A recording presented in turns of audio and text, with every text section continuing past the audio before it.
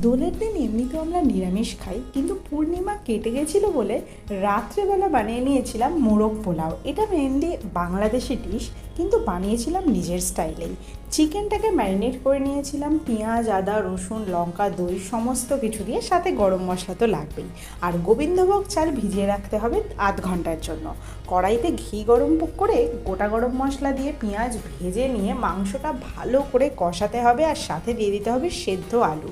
আলুটা কিন্তু ওরা ইউজ করে না দেখেছি, কিন্তু আমাদের আলু ছাড়া চলবেই না।